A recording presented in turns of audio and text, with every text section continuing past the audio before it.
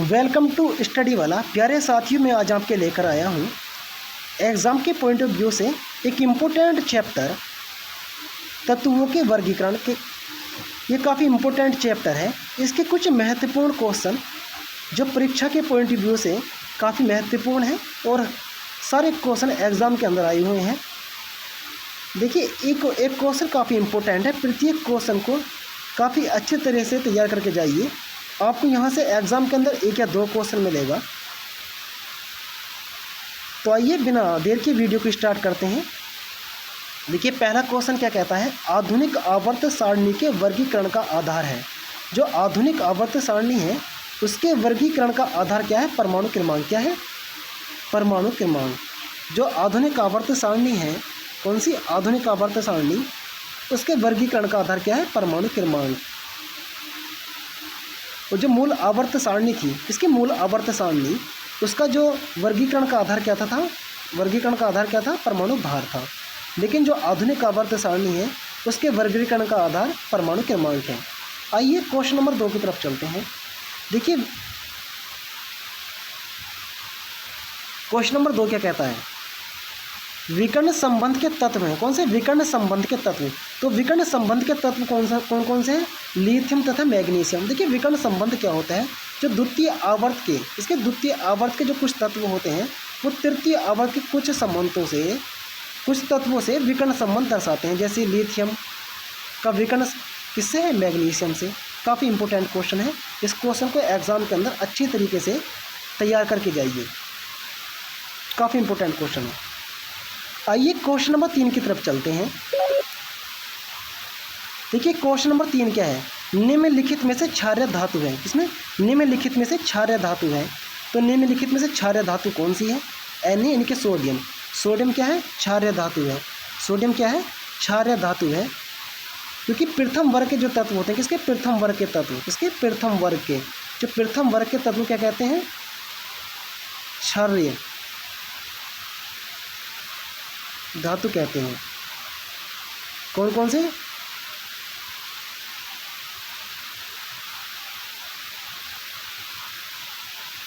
सब पोटेशियम।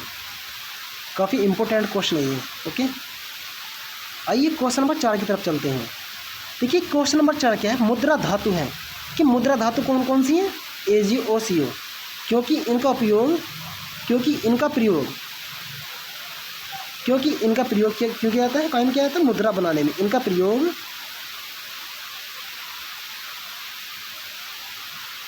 मुद्रा बनाने में किया जाता है।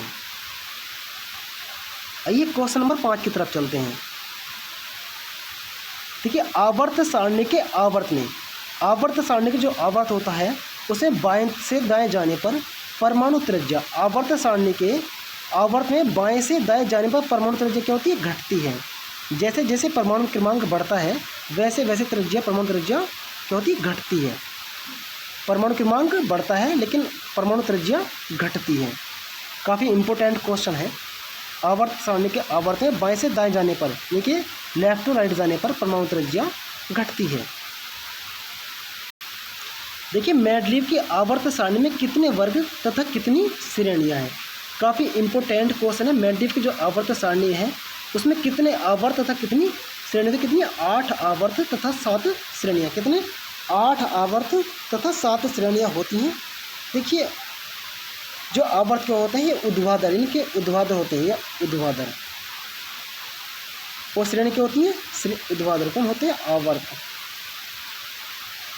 तो श्रेणियाँ क्या होती है? श्रेणियाँ होती क्षैतिज। काफ़ी इंपॉर्टेंट क्वेश्चन है ये। देखिए, क्वेश्चन नंबर 8 में क्या है, तत्वों के वर्गीकरण के लिए अष्टक नियम किसने दिया था?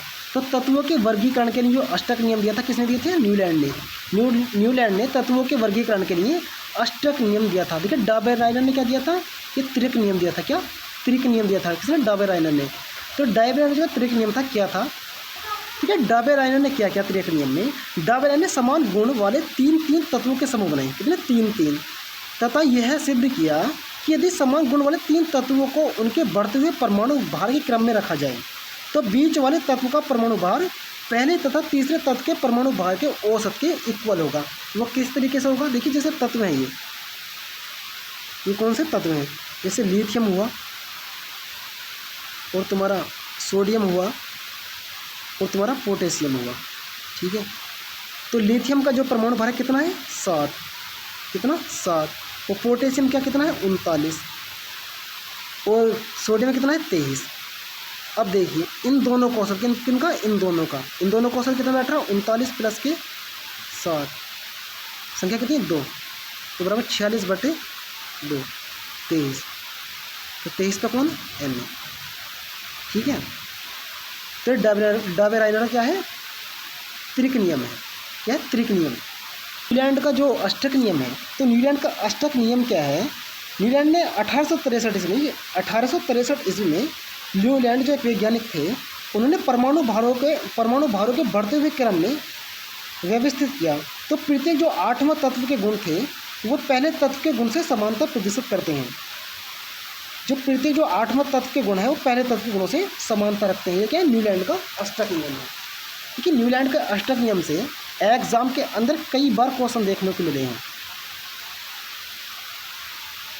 तत्वों के वर्गीकरण के लिए तिर्यक नियम किसने दिया? जो तत्वों का जब वर्गीकरण हुआ तो तिर्यक नियम किसने दिया? अभी मैंने बताया आपको, किसने दिया? डोबेराइनर ने। डोबेराइनर ने तत्वों के वर्गीकरण के लिए तिर्यक नियम दिया। एक गैलीलियो ने क्या किया?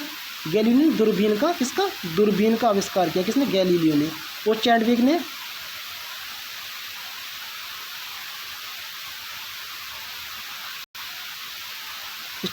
क्या किया? न्यूट्रॉन की खोज की। किसकी? न्यूट्रॉन की।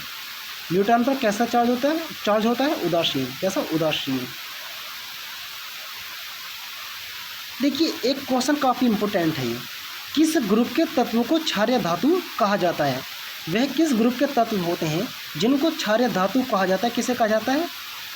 पहले ग्रुप के तत्व क्या जाता है? क्षारीय धातु कहा जाता है। जो पहले ग्रुप के तत्व होते हैं उन्हें क्या कहते हैं? क्षारीय धातु कहते हैं। दूसरे ग्रुप के तत्व क्या कहते हैं? क्षारीय मृदा धातु। क्या? क्षारीय मृदा धातु। ये भी काफ़ी इंपॉर्टेंट है। देखिए 11 वर्ग के तत्वों को क्या कहा जाता है? हैलोजन। क्या कहा जाता है? हैलोजन परिवार के तत्व। तो कौन कौन से होते हैं? देखिए जैसे फ्लोरीन, क्लोरीन और ब्रोमीन। इन्हें क्या कहते हैं? इन्हें कहते हैं हैलोजन परिवार के तत्व। और ये जो तत्व होते हैं सबसे अधिक क्रियाशील होते हैं। क्या होते हैं? सबसे अधिक क्रियाशील होते हैं। कौन? हैलोजन परिवार के तत्व। तो सबसे ज़्यादा जो क्रियाशील तत्व कौन सा होता है? कौन सा है? फ्लोरीन। सबसे ज़्यादा क्रियाशील तत्व क्या? फ्लोरीन। काफ़ी इम्पोर्टेंट है ये। देखिए 18वां जो ग्रुप 18 इसे क्या कहते हैं? नोबेल। क्या? Noble gas. क्या कहते हैं? Noble gas. यानी कि शून्य तत्व, शून्य वर्ग के तत्व। देखिए न्यूलैंड का जो अष्टक नियम था उसमें ज्ञात तत्वों की संख्या कितनी थी? जो न्यूलैंड का जो अष्टक नियम था उस समय जो ज्ञात तत्व थे उनकी संख्या कितनी थी? 56 थी। कितनी थी? 56 थी। वर्तमान में कितने हैं? 118। कितने हैं? 118। 118 में 91 कितने? 91 कौन है? धातु। 91 कितने? धातु। 91 तत्व धातु और 27 तत्व हैं अधातु। मेंडलीव की मूल आवर्त सारणी के समय कितने तत्व थे? 63। मेंडलीव की मूल आवर्त सारणी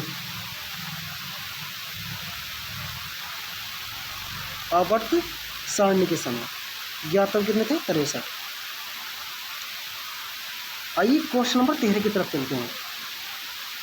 देखिए मेंडलीव की आवर्त सारणी का आधार क्या था? जो मेंडलीव की जो आवर्त सारणी थी उसका आधार क्या था? परमाणु भार था। परमाणु क्रमांक किसका था? जो आधुनिक आवर्त सारणी है जिसका संशोधन किसने किया था? मोसले ने। और अष्टक नियम किसका? न्यूलैंड। किसका? न्यूलैंड।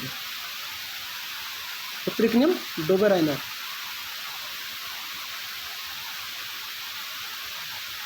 आइए क्वेश्चन नंबर 14 की तरफ चलते हैं। पृथ्वी पर सबसे ज़्यादा मात्रा में पाया जाने वाला तत्व कौन सा है? कौन सा? पृथ्वी पर सबसे ज़्यादा मात्रा में पाया जाने वाला तत्व कौन सा है? ऑक्सीजन। कौन सा? ऑक्सीजन। अगर वायुमंडल की बात की तो नाइट्रोजन। और सबसे हल्का तत्व हाइड्रोजन। देखिए एक क्वेश्चन काफ़ी इंपॉर्टेंट है, पृथ्वी पर सबसे अधिक मात्रा में पाई जाने वाली धातु कौन सी है? तो पृथ्वी पर सबसे अधिक मात्रा में पाई जाने वाली धातु कौन सी है? एल्यूमिनियम। एल्यूमिनियम धातु पृथ्वी पर सबसे अधिक मात्रा में पाई जाने वाली धातु होती है। सबसे हल्की धातु कौन सी है? कौन सी है? हाइड्रोजन। सबसे हल्की धातु कौन सी है? हाइड्रोजन। देखिए सबसे हल्की जो धातु होती है वो कौन सी होती है? सबसे हल्की जो धातु होती है लिथियम होती है। लेकिन सबसे जो हल्का तत्व होता है वो क्या था? हाइड्रोजन। हाइड्रोजन सबसे हल्का तत्व होता है। सबसे हल्का तत्व क्या होता है? हाइड्रोजन। अगर सबसे भारी तत्व की बात करें तो सबसे भारी तत्व कौन सा? सबसे भारी तत्व क्या है? यूरेनियम। कौन सा? यूरेनियम। और सबसे भारी धातु कौन सी है? सबसे भारी धातु कौन सी है? ओस्मियम। देखिए ओएस। लिथियम क्या है? लिथियम क्या है? सबसे हल्की धातु है लिथियम। कौन सा? लिथियम।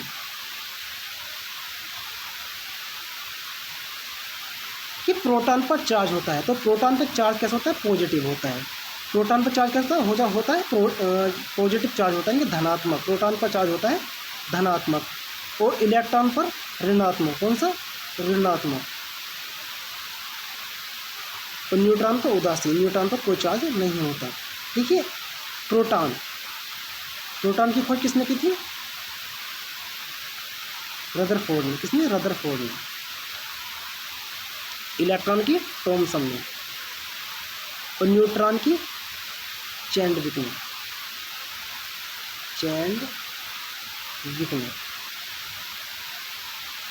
देखिए सारे क्वेश्चन काफ़ी इंपॉर्टेंट है। मैंने जितने भी इम्पोर्टेंट क्वेश्चन थे तत्वों के वर्गीकरण से आपके लिए सारे क्वेश्चन लेकर आया हूँ। आप इस वीडियो को 2-3 बार देख कर जाइए, आपको यहाँ से 1 या 2 क्वेश्चन मिलेगा। और इस वीडियो को आप 2 या 3 बार रिपीट करके जाइए। सारे क्वेश्चन एग्ज़ाम को टारगेट करते लिए गए हैं। आप हमारे यूट्यूब चैनल स्टडी वाले को सब्सक्राइब कीजिए और ऐसे ही क्वेश्चन हम आपके लिए लेकर आते रहेंगे। मिलते हैं नई वीडियो में नए क्वेश्चनों के साथ। जय हिंद।